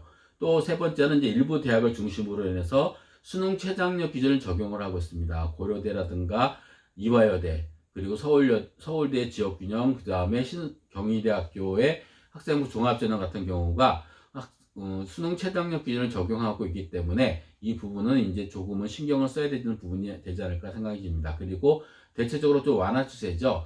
서울대학교 같은 경우에도 이제 3개 영역에서 3개 영역에서 2등급이 3개 나와야 되는데 작년까지는 작년은 뭐 예외죠. 예, 코로나19 때문에 3등급으로 좀 등급을 낮췄지만 원래 기존대로 한다면은 서울대학교는 2등급이 3개, 국어, 수학, 영어, 탐구 4개 영역 중에서 2등급이 2개, 탐구는 2과목 평균이었습니다. 그러나 2022학년부터는 탐구 과목이 1과목만 적용이 됩니다.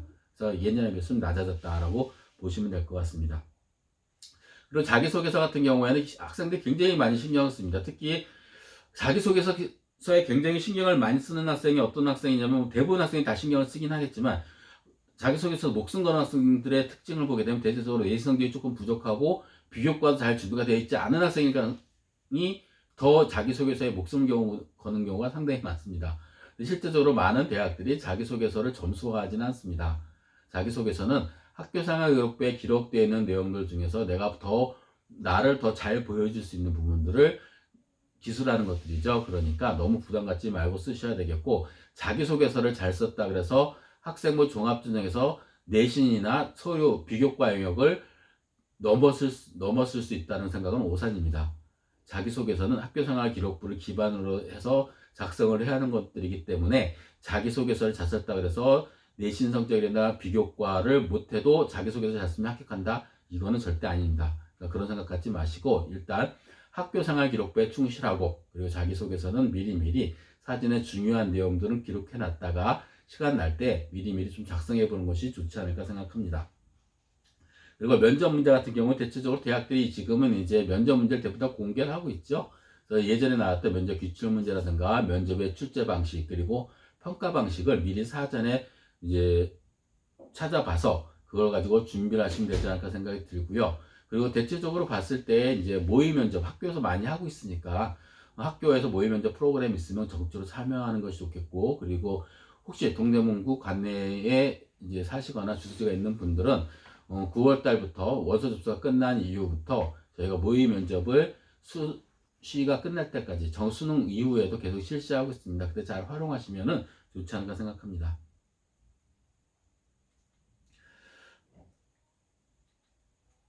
그 다음에 이제 학생부 종합전형의 평가에 대한 특징을 이제 잠깐 살펴보도록 하겠습니다. 첫 번째가 이제 대학 인재상 및 모집단위별 인재상을 정성적으로 평가한다. 정성적이라는 것들은 정량적이라는 것이 아니죠. 즉, 점수가 계량화돼서 내가 어떤 걸 하면 1점, 어떤 것을 하면 2점, 이렇게 점수가 주어진 것들이 아니라 전반적으로 같이 평가한다는 것들이고요. 평가 요소는 이제 대부분의 대학들이 마찬가지입니다. 학업 역량, 전공 적합성, 발전 가능성, 인성, 이 네 가지 주요 항목으로 많이 보는데, 가장 많이 보는 것들 중에 하나가 이제 전공 적합성이라든가 학업 역량 쪽을 많이 보고 있다고 말을 하죠. 최근에 추세는 이제 발전 가능성도 상당히 중요하게 보고 있습니다. 즉, 이 학생을 선발했을 때 우리 학교에 와서 얼마큼 열심히 잘할 수 있는가도 상당히 중요한 부분을 차지하고 있습니다. 그래서 좀 내신 성적이라든가 내신 성적 부족한 학생 같은 경우에는 비교과 영역에서 내가 하고 싶은 것들을 얼마큼 잘해 나갈 수 있는지 능력을 비교과 활동 내에서 보여주는 것들도 상당히 중요하고요. 그리고 그런 것들이 학교생활 기록부에 자세히 나와 있지 않으면은 자기소개서 1번에, 올해는 1번이 되겠죠. 1번에 기록을 자세히 기록을 해놓는다면은 아마 입학사정관님들께서 학생들을 평가할 때 좀 도움이 되지 않을까 생각을 해볼 수가 있습니다.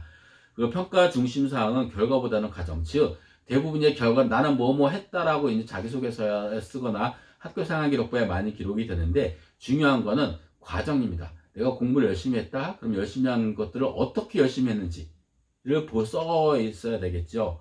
그리고 어떻게 노력을 했는지, 그 다음에 어떤 변화가 있었는지, 이런 것들로 이제 평가를 하도록 되어 있습니다. 따라서 자기소개서에 기록할 때도 마찬가지입니다. 내가 무엇을 했다가 중요한 게 아니라 이 무엇을 하기 위해서 어떤 노력을 해왔고 그리고 어떤 과정을 거쳐서 어떤 결과물을 노출해내서 이런 것들이 결과물이 나왔을 때 내가 학업이나 그다음에 전공특화성에서 어떠한 변화가 있었고 성장했는지 그것을 보여주는 것들이 상당히 중요합니다.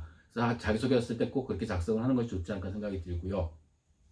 그리고 전형 방법은 단계별 전형 그리고 일괄 전형이 있습니다. 그래서 여기는 단계별 전형은 아까 잠깐 말씀드렸지만 1단계 서류평가, 2단계에서는 1단계 성적과 서류 혹은 면접으로 평가를 하거나 그리고 일괄 면접은 서류 100% 선발하는 것들도 있다고 보시면 될 것 같습니다. 그리고 수능 최장력 기준은 아까 말씀드렸으니까 넘어가도록 하고요. 그래서 이제 준비사항 같은 경우를 보게 되면 일단 이제 기본적으로 내신 성적은 필수이다. 즉 내신 성적을 보는 이유는 전공 적합성, 즉 내가 지원하고자 하는 전공 계열과 관련해서 그 과목들이 얼마큼 잘 준비가 되어 있는지, 그리고 학업 역량, 그리고 공부는 내가 얼마큼 열심히 했는지, 성실성 이런 것들을 평가하기 위해서 내신 성적 관리는 상당히 중요한 부분을 차지하고 있다. 특히 이제 세부 능력 특기 사항은 잘 보셔야 됩니다. 잘 기록이 되어 있어야 되겠죠. 그래서 내가 그 수업 시간에 어떻게 공부를 했고 그리고 공부한 내용이 어떤 내용이고 그걸 통해서 내가 어떻게 활동을 했는지 수업 시간에 활동했는지를 잘 보여줄 수 있도록 수업에 적극적으로 참여하는 것이 상당히 중요해졌다라고 보시면 될 것 같습니다. 그리고 교내 프로그램에 적극 참여한 학생들, 즉 여기에는 리더십이라든가 활동성 그리고 전공 적합성을 이제 평가하도록 되어 있는데요.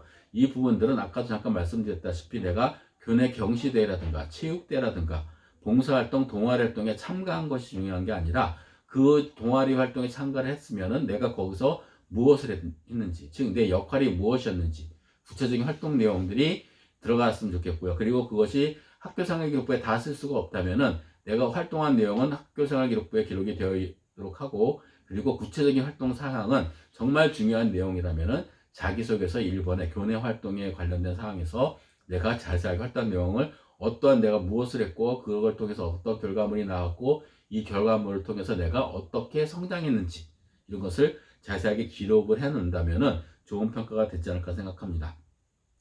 세 번째는 교과 연계 활동입니다. 즉 비교과 활동이 되겠죠. 비교과 연계는 최근에는 이제 모집 단위, 학과 모집 단위보다는 전공 계열로 같이 보게 됩니다. 즉 어문 계열이면 어문 계열, 공대면 공대 계열, 공학 계열, 그다음에 자연과학 계열이면 자연과학 계열, 수학이라든가 과학 모든 포함해서 계열 위주로 해서 움직이면 됩니다. 무조건 나는 무슨 과를 가겠다고 정해놓고 그 과에 대해서만 열심히 한다고 경험평가 받는 것이 아니니까 좀 포괄적으로 생각을 하는 것이 좋지 않을까. 그래서 이것을 지속적으로 단계별로 하는 것이 아니라 지속적으로 하는 게 좋겠고요. 특히 이제 올해 고3들 같은 경우에는 1학년 때 입학해서는 못 모르고 1년이 지났고 2학년 때 뭐 해볼만 하니까 코로나로 학교를 못 갔죠. 그래서 제대로 활동한 내용들이 없을 겁니다. 많이 없죠. 그렇지만 최대한 있는 것들은 잘 기록할 수 있도록 지금 마지막까지 2월 달까지가 학교생활기록부 기재 마감 날이니까 이때까지 잘 누락된 것들이 없는지 그나마 많이 하진 못했지만 그나마 누락되지 않는 된 것이 없도록 잘 살펴보도록 마지막에 살펴보도록 하고요. 3학년 때 올라가서는 학교생활기록부에 나와 있는 내신 성적과 그리고 전공 계열과 관련된 활동을 이제 마무리하는 그런 단계로 활용하시는 것이 좋지 않을까 생각합니다.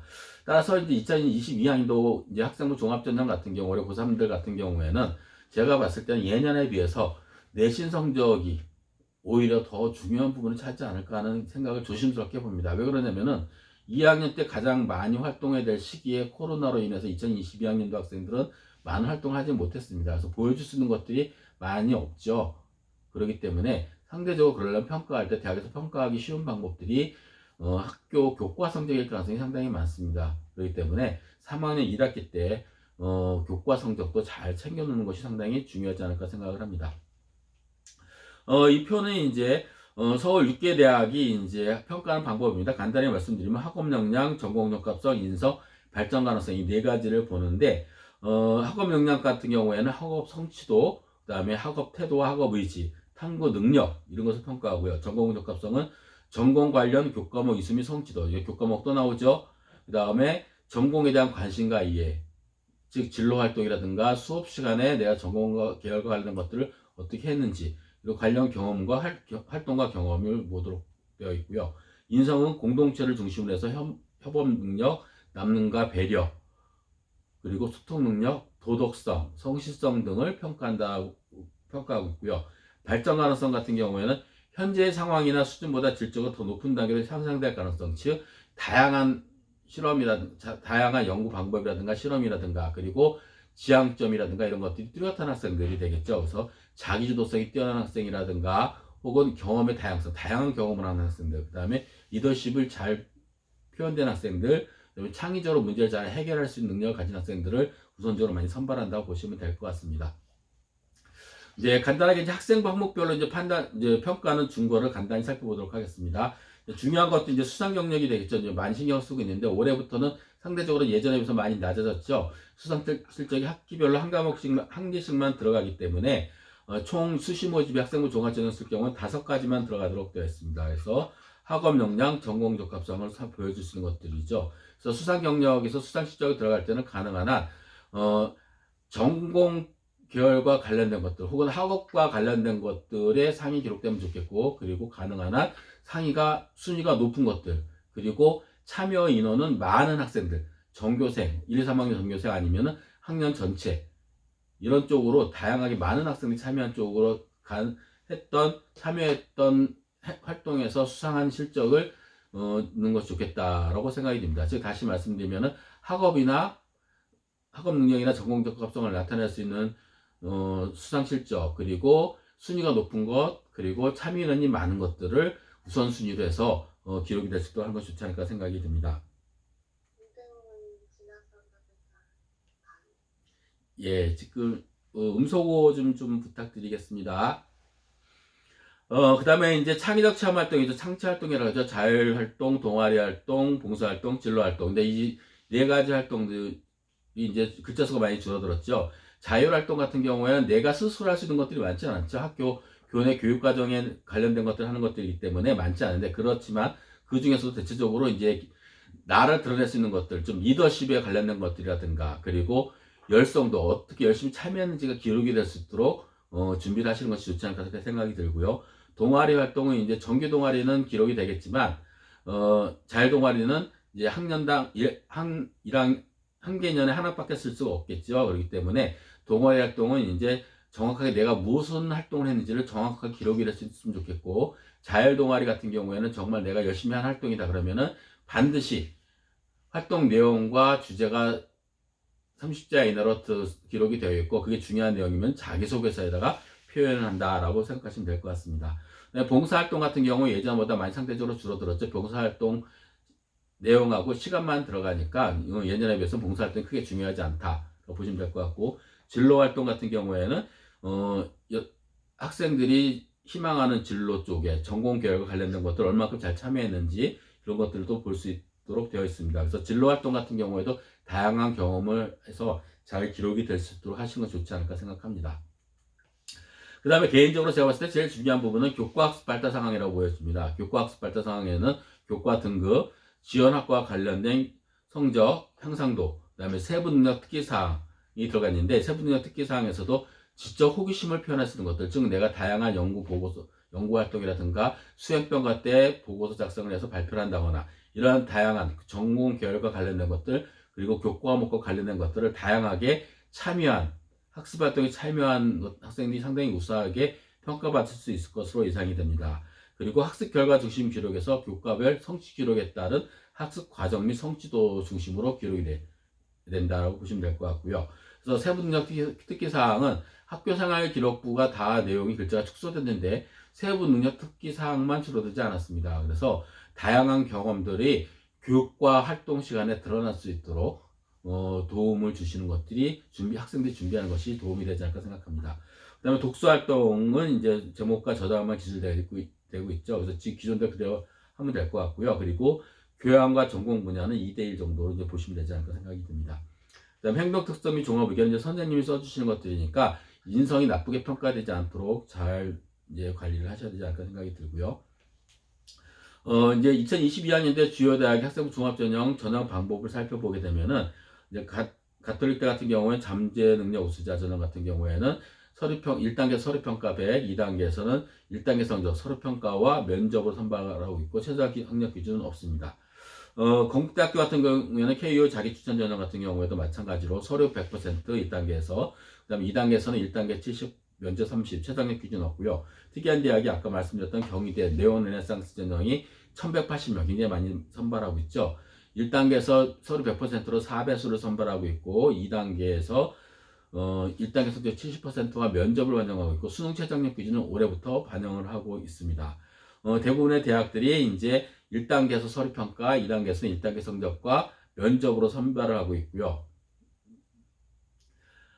특이한 대학이 이제 서강대학교 같은 경우가 서류 100%로 선발하고 있고, 그다음에 서울, 그 외의 대학들은 뭐 대체적으로 다 비슷하게 하고 있다 보시면 될 것 같고, 숙명여대 같은 경우가 숙명인재 전형 서류형과 숙명인재 2 면접형이 있습니다. 그래서 서류 전형은 서류 100%, 면접형은 1단계 서류와 2단계 서류 심사, 1단계 성적과 면접으로 학생을 선발하고 있다라고 보시면 될 것 같습니다. 그래서 대체적으로 수능 최저학력 기준은 없고요. 연세대학교 같은 경우 활동 우수형의 수능 최저학력 기준이 있다라고 보시면 될 것 같습니다. 그리고 이화여대 같은 경우에는 서류 100%로 선발하면서 최저학력 기준을 적용하고 있다라고 보시면 될 것 같습니다. 그래서 대체적으로 대부분의 많은 대학들이 학생부 종합전형에서는 수능 최저학력 기준을 적용하지 않고 있습니다. 그래서 수능 최저학력 기준 적용하는 주요 대학을 보게 되면 다 정리하게 되면 연세대학교 활동 우수형과 그리고 경희대학교 레온 르네상스 전형, 고려대학교 학업 수자 전형, 그리고 경희대학교 레온 르네상스 전형 이렇게 대학들이 있으니까 참고하시면 되지 않을까 생각이 듭니다. 그리고 궁금해하시는 것들 중에 하나가 성적이 어느 때였는지라고 이제 설명을 되어지는데, 학생들의 이제 입시 결과를 보게 되면은 학생부 교과전형보다는 성적이 상당히 좀 낮은 편이었습니다. 2020학년도 기준으로 봤을 때 서울서재대학, 건국대학교 같은 경우가 2등급 중반대, 인문계열이 2등급 중반대까지 합격한 학생들이 상당히 많이 있었고요. 그 다음에 광운대라든가 덕성여대라든가 가톨릭대 같은 경우에는 3등급 초반대까지 있는 학생들도 상당수 많이 합격을 했습니다. 따라서 학생부 종합전형 같은 경우에 서울서재대학을 목표로 하는 학생들 같은 경우에 3등급 초반대 정도 수준까지 성적이 되고, 그리고 비교과 영역이 잘 준비가 된다면 충분히 도전해 볼 만하고요. 그 다음에 중상위권 이상에 있는 대학들 같은 경우에는 2등급 중반대까지, 또 상위권 대학 같은 경우에는 2등급 초반에서 2등급 안쪽, 이제 성균관대를 기준으로 봤을 때 성균관대학교가 보통 1.9등급 정도가 저희 조사한 내용으로 봤을 때 합격자가 1.9등급 정도 됐으니까 실제로는 2등급 초반대 있는 학생들도 상당히 많이 합격했으리라 생각이 듭니다. 그래서 2등급 초반대까지 있는 학생들도 같이 한번 비교과형이 좋은 학생이라면은 충분히 도전해 볼 필요가 있지 않을까 생각을 해볼 수가 있습니다. 그리고 이제 한양대학교 같은 경우가 이제 서류만 하니까 이제 많이 학생들 지원율이 높아서 1.8등급 정도 수준까지 됐습니다. 그래서 상위권 대학은 2등급 안쪽 정도라고 보시면 될 것 같습니다. 자연계열입니다. 자연계열 같은 경우 2020학년도를 보게 되면은 자연계열 같은 경우 가톨릭대를 보게 되면은 3.8등급, 그러니까 4등급 안쪽, 3등급 중후반 정도까지도 충분히 가능성이 있고요. 광운대학교 같은 경우에도 3.2등급이니까 3등급 중반대까지, 덕성여대도 3등급 중반 정도까지 학생이 많이 합격을 했습니다. 그리고 이제 그 외에 있는 대학들을 보게 되면은 서강대 같은 경우가 1.9등급, 2등급 초반대 정도 되겠죠. 시립대가 2등급 초중반, 그리고 과기대도 2등급 초중반 정도 수준까지, 성균관대학교가 2등급 초반 정도까지가 학생들이 많이 합격을 했습니다. 그리고 숙명여대나 숭실대 같은 경우도 이 3등급 안쪽이 된 학생이 많고요. 그래서 상대적으로 봤을 때 대체적으로 보게 되면은 서울소재 자연계열 쪽 같은 경우에는 3등급 중후반 정도에 있는 학생도 충분히 도전해 볼 만하고요. 그리고 서울소재에 있는 중위권 대학 같은 경우에는 3등급 초반대까지, 그리고 중상위권 대학은 2등급 중후반, 그리고 서울소재 상위권 대학 같은 경우에는 2등급 초반대에서 1등급 안쪽까지가 지원이 가능하리라 생각이 듭니다. 예, 음소거 좀 부탁드리겠습니다. 지금 좀 말씀을 좀 드리는 것 같아요. 죄송합니다. 다음은 이제 논술 전형이 있습니다. 논술 전형 같은 경우에는 이제 논술 전형은 이제 대학이 좀 늘어났다 그랬죠. 3개 대학 밑에 보시게 되면 논술 신설 대학이 가천대 851명, 고려대 세종 캠퍼스 380명, 수원대 480명, 그래서 약 1,700명이 늘어났는데도 불구하고 작년에 비해서 93명이 감소를 했습니다. 즉 대체적으로 봤을 때 기존에 실시했던 논술 실시했던 대학들은 모집 정원을 축소를 해서 선발했고요. 했다 보시면 될 것 같습니다. 그래서 이 대학들 36개 36개 대학이 논술을 보고 있고요. 논술 실시 방법을 보게 되면은 대체적으로 봤을 때 논술과 학생부 성적을 보는 대학이 대다수다고 보시면 될 것 같고, 건대라든가 그다음에 일부 대학들만 이제 논술 100%를 반영하고 있습니다. 그리고 수능 최저가 없는 대학들 있죠. 경기대, 광운대, 단국대, 서울과기대, 시립대, 그리고 아주대, 연세대, 그리고 한국산업기술대, 그다음에 한양대 정도까지만 수능 최저가 없고, 대다수의 대학들이 수능 최저가 있기 때문에 논술 전형은 일단 수능 최저 있는 대학에 지원하게 되면 수능 성적이 가장 우선이다. 그러니까 수능 최저력 기준이 가장 중요한 부분을 차지한다라고 보시면 될 것 같습니다. 그리고 여태까지 출제 경향을 보게 되면 대체적으로 문제가 예전에 비해서 어렵지가 않습니다. 왜 그러냐면은 고등학교 교육과정 내에서 출제하도록 되어 있기 때문에 대학들이 교과서라든가 EBS 교재를 활용한 문제를 많이 출제를 하고 있는데, 물론 수능보다는 훨씬 더 어렵습니다. 미리 사전에 잘 준비를 해야 되겠죠. 그리고 대체적으로 최근에는 가장 중요한 부분들이 고등학교 교육과정 나오면서 대학들이 모의 논술을 시행하고 있습니다. 즉 이제 4월달이나 5월달쯤 되면은 논술을 보는 대학들이, 실시하는 대학들이 모의 논술을 시작하고 있기 때문에 반드시 그 날짜를 좀 점검을 해봐서 논술에 응시하는 수시에 지원하려고 하는 학생들 같은 경우는 미리 사전에 그 대학의 출제 문제를 한번 살펴보는 건 좋겠고요. 만일 그 모의 논술에 참여하지 못했다 하더라도 대부분의 대학의 논술 출제 방법이라든가 그 다음에 논술에 관련된 사항들을 동영상이라든가 혹은 출제 문제를 기출문제나 그다음 모의 논술 문제들을 대부분 홈페이지에 올려놓고 있습니다. 그래서 그 문제를 반드시 다운받아서 한번 풀어보는 것이 상당히 중요하지 않을까 생각이 들고요. 그리고 또 하나는 이제 각 대학들이 3월 말에 선행학습 영향평가 연구 보고서라고 제출하게 되었습니다. 이 보고서는 각 대학에서 시행하는 대학별 고사, 즉 논술, 적성, 면접, 이 대학별 고사가 고등학교 교육과정 내에서 출제했다는 것을 이제 설명하는 보고서입니다. 그 보고서에는 논술 문제와 그다음 논술 출제 방식, 출제 유형, 출제 방향, 그리고 출제한 교과서 이런 것들이 모두 다 자세하게 나왔으니까 반드시 내가 지원하려고 하는 대학의 모의 논술 문제, 그다음에 논술 기출 문제, 선행학습 영향평가 보고서, 이 세 가지는 내가 지원하려고 하는 대학의 논술 문제를 반드시 확인하시고 준비하시는 것이 가장 좋다라고 보여집니다. 그리고 대부분의 많은 대학에서 하는 얘기가, 공통적으로 하는 얘기가 모의 논술 기출문제와 영역평가 보고서에 나와 있는 논술 기출문제 이런 것들을 잘 준비를 한다면은 논술 문제를 푸는 데는 큰 어려움이 없을 것이다 라고 이야기를 많이 하고 있습니다. 특히 모의 논술 문제, 그 해에 출제된 모의 논술 문제는 논술 출제와 방향이 거의 비슷하다, 연습 문제다라고 생각하시면 됩니다. 그래서 반드시 확인하시는 것이 좋다라고 보시면 될 것 같습니다. 이제 지금부터는 이제 마지막으로 정시 모집 관련된 내용을 이제 살펴보고 이제 정리를 하도록 하겠습니다.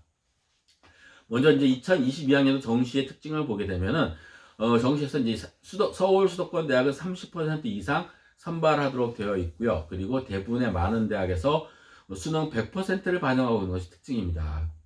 그리고 인문계열은 국어하고 수학 비중이 높은 편이고요. 자연계열은 수학과 과학의 비중이 높은 편이다라고 보시면 될 것 같습니다. 그래서 정시 모집 인원을 보게 되면은 작년 대비 약 4,000명 정도 증가했고요. 서울 주요 대학 같은 경우에는 정시 모집 비율이 약 37%, 상당히 높습니다. 앞에서 잠깐 말씀드렸던 것처럼 경희대학교가 25.2%에서 37%로 높였죠. 고려대학교가 18.4%에서 40%, 서울대가 21.9%에서 30% 정도까지 올렸기 때문에 상당히 주요 대학들의 정시 모집 정원이 증가했다라고 보시면 될 것 같습니다.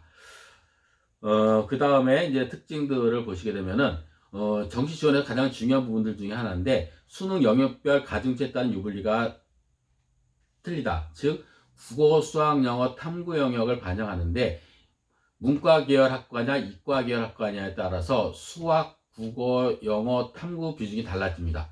그렇기 때문에 문과 쪽의 계열에 지원한 학과 쪽에 지원한 학생 같은 경우에는 국어하고 수학 비중이 상대하기 상위권 대학은 높고요.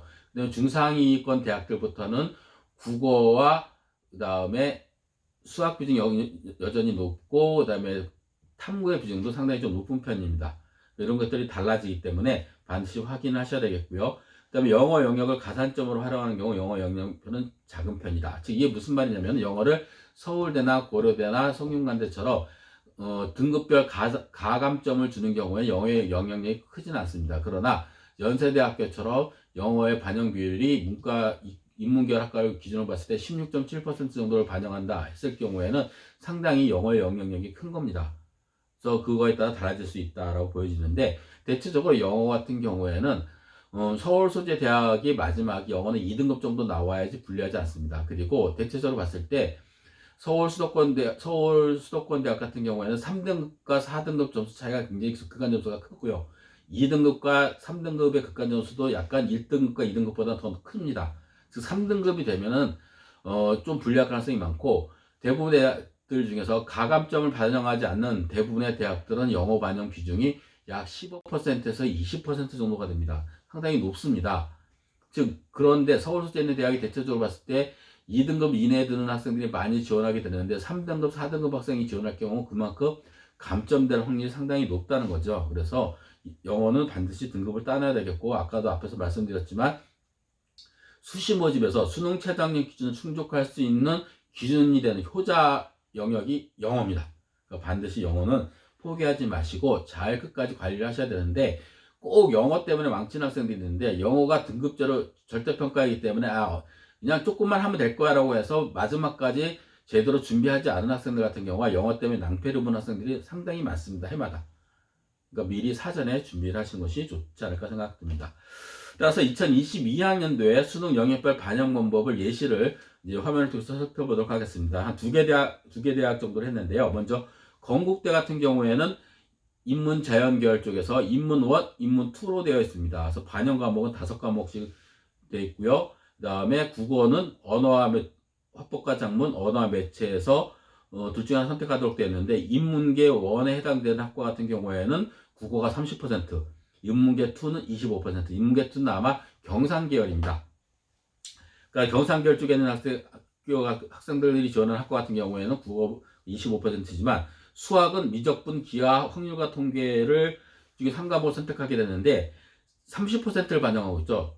지금 굉장히 많이 반영하고 있습니다. 그리고 영어가 15%. 그 다음에 탐구 과목은 사회탐구나 과학탐구 어떤 과목을 선택해도 상관없는데 25%, 그리고 특이하게 한국사가 5% 반영하고 있고, 탐구 과목은 2과목을 모두 다 반영하고 있습니다. 즉 인문계열 학과이지만 인문계 1에 있는 학과와 인문계 2에 있는 학과에 따라서 내가 수학을 잘 본 학생 경우는 따라서 수학과 국어 과목의 점수에 따라서 지원할 수 있는 학과 수준이 달라진다는 것을 반드시 명심을 하셔야 됩니다.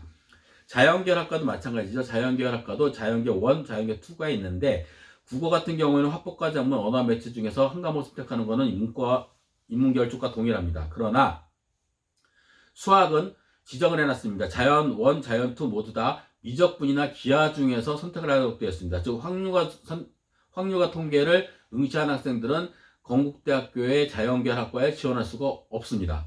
그리고 자연계 1과 자연계 2에서도 또 달라지는데, 자연계 1은 수학이 35%, 그리고 자연계 2는 30%로 수학의 비중이 또 달라지고 있습니다.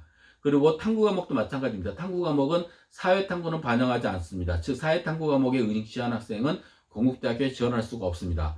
그리고 자연 1에 해당되는 학과 같은 경우에는 과학이 25%, 그리고 자연 2에 해당되는 학과는 30%를 반영합니다. 즉 학과에 따라서 수학과 과학의 점수 반영 비율이 다르기 때문에 이것도 반드시 확인을 해야 되겠다는 거죠. 그리고 경희대학교도 마찬가지입니다. 경희대학교는 자연계열은 동일합니다.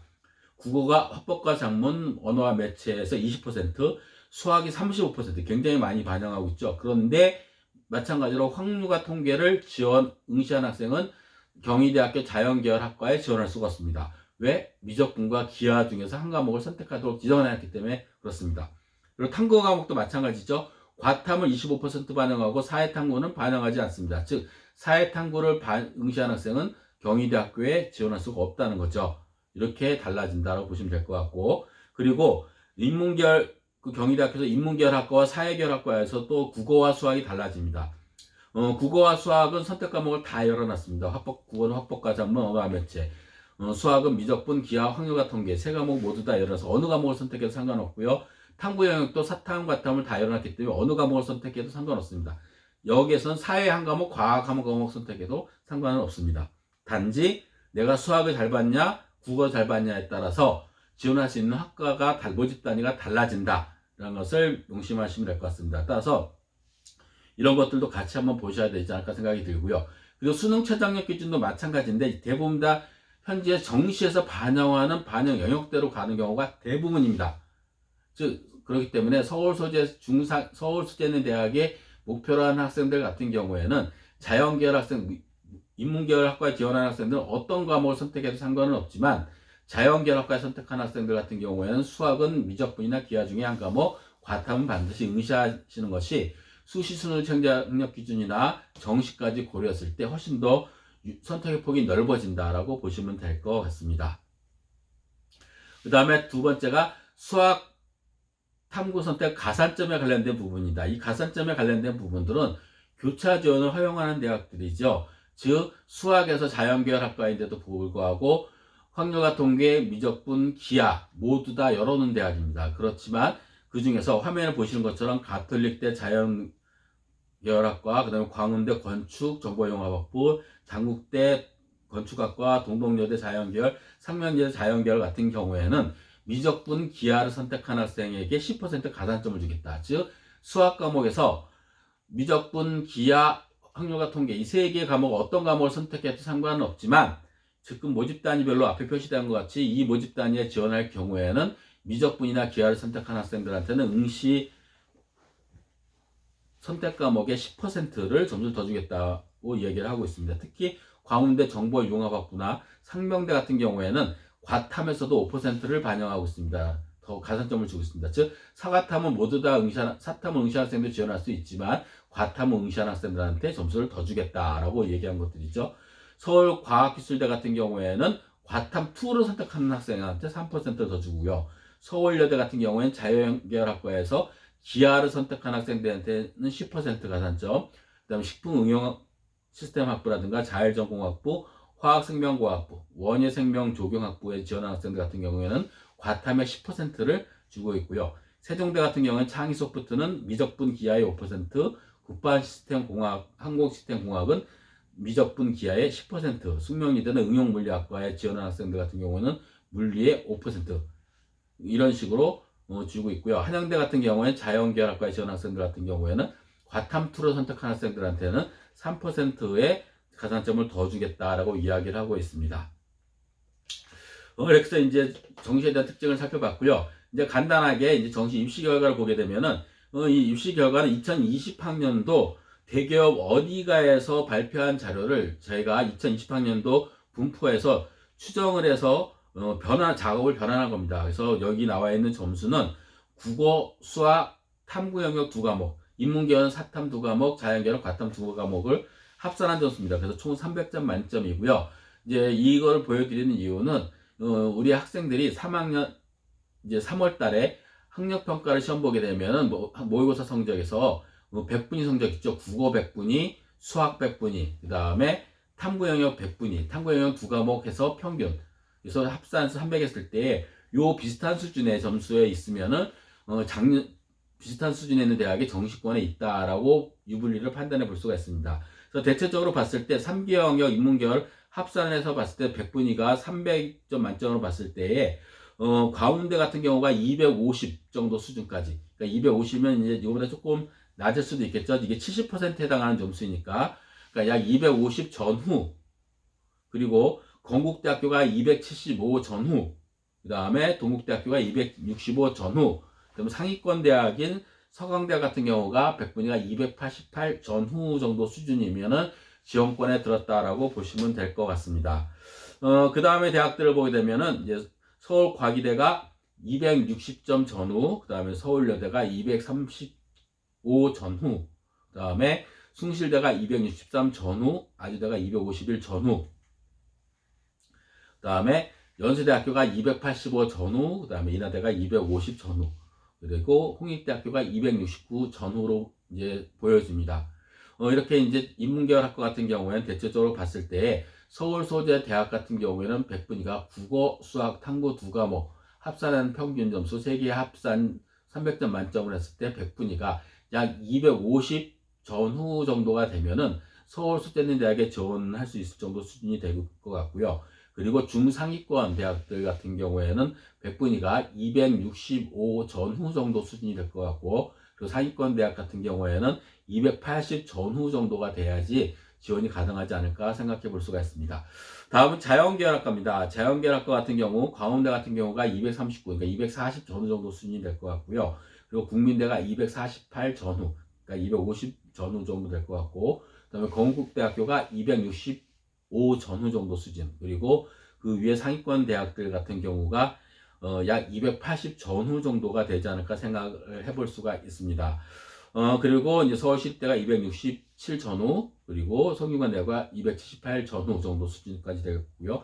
숭실대가 250 전후, 즉, 그리고 중앙대가 273 전후. 그러니까 이런 입시 결과로 봤을 때 자연계 같은 경우에는 서울 소재 마지막 정도 수준까지가 240 정도, 백분위가 240 정도 수준까지 가 있어야 되지 않을까 생각이 들고요. 그리고 그 바로 위에 중상위권에 있는 대학이 백분위가 260 전후, 그리고 중상위권에 있는 대학들이 약 280 가까이, 275 정도 수준까지는 가 있어야 되지 않을까 예상해 볼 수가 있습니다. 이렇게 이제 지금까지 이제 2022학년도 대학 입시 전형에 대해서 이제 간단히 좀 말씀을 드렸습니다. 이제 1시간 반 정도 말씀을 드렸는데요. 이 내용들은 이제 전반적인 내용들이고, 이제 세부적으로 내용이 들어가게 되면은 학생부 종합전형에서 면접 준비 방법이라든가, 자기소개서 방법이라든가, 학생부 관리에 관련 방법들, 이런 내용들, 자세한 각 영역에 대한 부분들은 매달 그 시기에 맞게 학부모 진학교실에서 강의가 진행될 예정으로 있습니다. 그러니까 그때 저희가 안내를 해드리면 참여해 주시면 될 것 같고요. 혹시 지금까지 제가 말씀드렸는데, 지금 여러 이제 응답 말씀드리기가 어려운 상황이니까 혹시 질문 사항이 있으시면은 제가 채팅창에다가 올려주시면은 제가 답변을 드리도록 하겠습니다. 혹시 질문 사항 있으면은 채팅에 좀 올려주시겠습니까?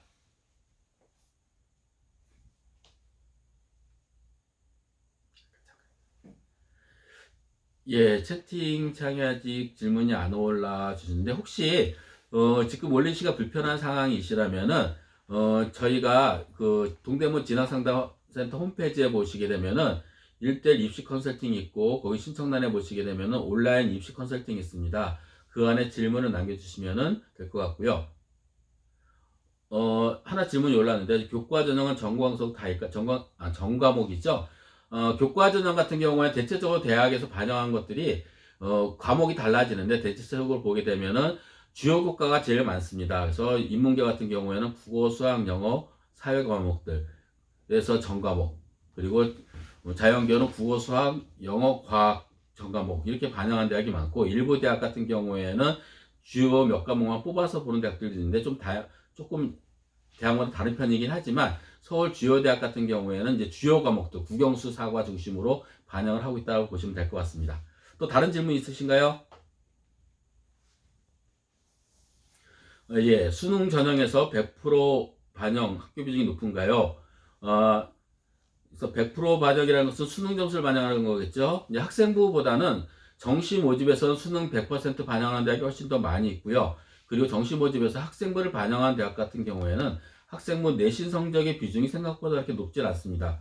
그러나 이제 내신 성적이 중요한 것들은 이제 정시 모집에서 예비 번호를 받을 때, 즉 추가 합격 번호 예비 번호가 뭐 30명 모집인데 내가 예비 번호 20번이다 했을 경우 그 예비 번호 순번이 내신 성적에서 바뀌는 경우들이 종종 있습니다. 그렇지만 대부분의 대학들은 수능에서는 정시에서는 수능 100% 반영 대학이 거의 대부분이다라고 보시면 될 것 같습니다. 예, 또 다른 질문 있으십니까? 예, 다른 질문이 없으시면은 이것으로 마치도록 하고요. 아까 이제 말씀드리다 말았는데 더 궁금한 사항이 있으시면은 검색창에서 동대문 진학상담센터를 검색하셔서 들어오시면은 입시 컨설팅란에 온라인 입시 컨설팅이 있습니다. 그 안에 이제 질문을 남겨주시면은 저희가 간단하게 답변을 드리도록 하겠습니다. 장시간 동안 수고 많이 하셨고요.